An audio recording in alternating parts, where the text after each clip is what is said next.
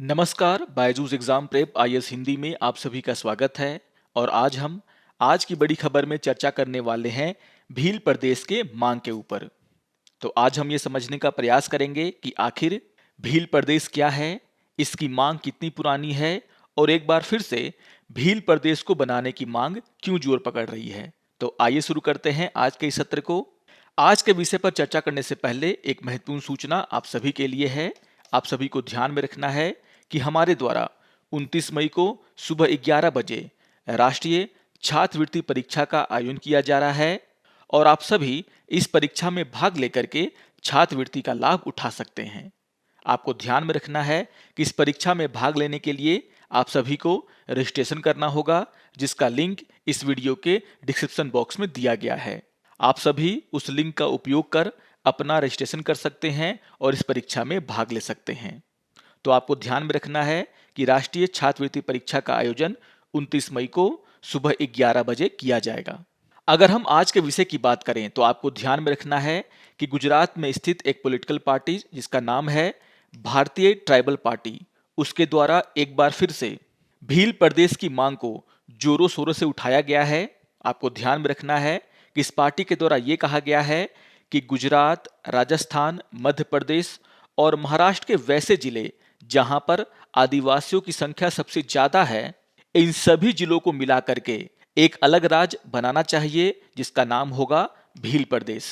आपको ध्यान में रखना है कि यहां पर इन 4 राज्यों में 39 ऐसे जिले हैं जहां पर आदिवासियों की संख्या सबसे ज्यादा है। इसमें गुजरात में 16 जिले, राजस्थान के 10 जिले, मध्य प्रदेश के 7 और महाराष्ट्र के 6 जिले शामिल हैं।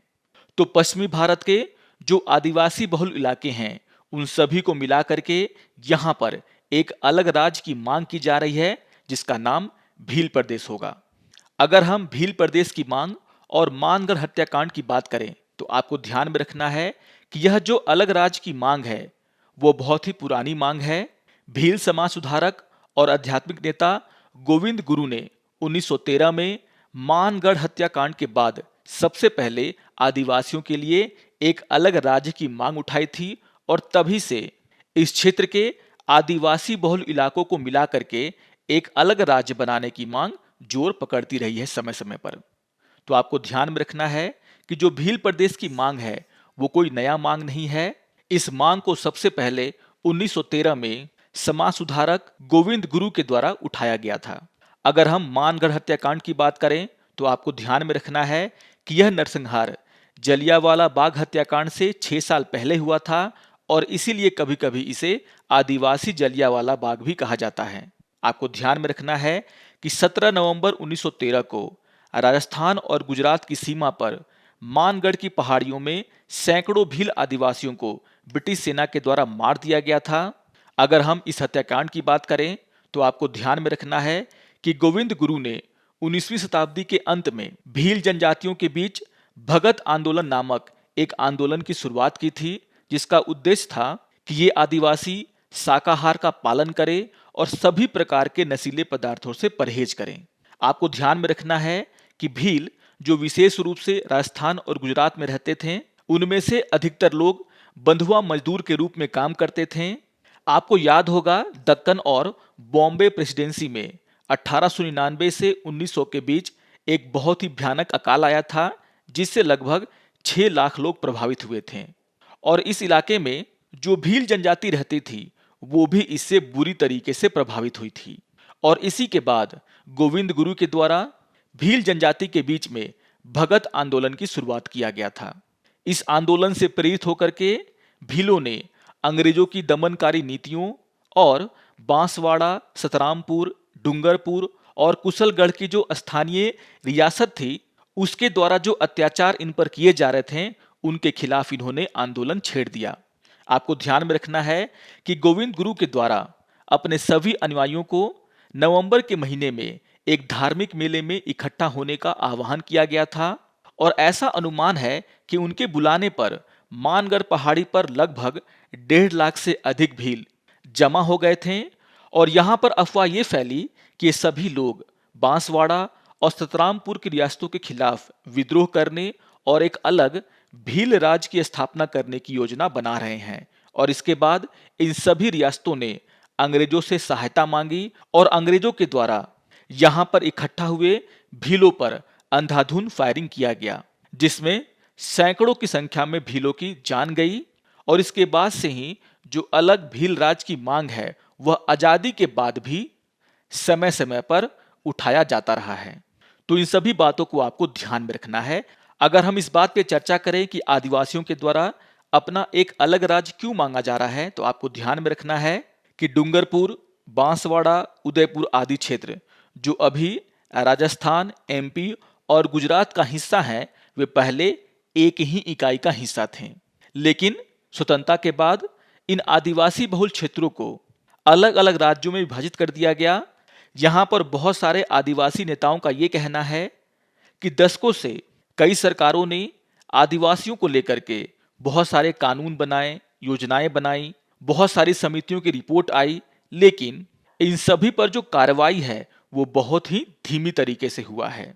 हालांकि आपको ध्यान में रखना है कि हमारे संविधान में भी अनुच्छेद 244 के तहत 5वीं अनुसूची के माध्यम से आदिवासी हितों की रक्षा करने के लिए प्रावधान किए गए हैं, लेकिन इनमें से ज्यादातर जो बातें हैं वह सत्ता पक्ष के द्वारा अपनाई नहीं गई हैं।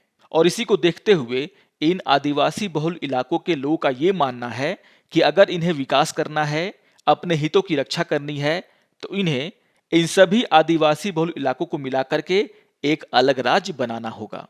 और एक बार फिर से भारतीय ट्राइबल पार्टी के द्वारा इस मुद्दे को जोर शोर से उठाया गया है।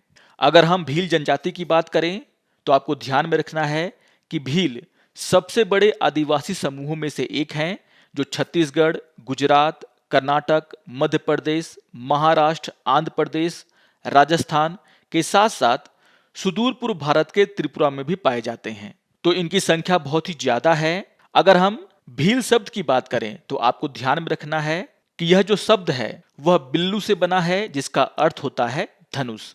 यह भी माना जाता है कि जो भील जनजाति है वो बहुत ही अच्छे धुरंधर होते हैं और इसीलिए इनका नाम भील पड़ा। अगर हम उनकी भाषा की बात करें तो इनके द्वारा भीली बोली जाती है, जो एक इंडो आर्यन भाषा है। आपको ध्यान में रखना है कि भीलों की एक समृद्ध और अनूठी संस्कृति है। बनेश्वर मेला भीलों के बीच मनाया जाने वाला प्रमुख त्योहार है।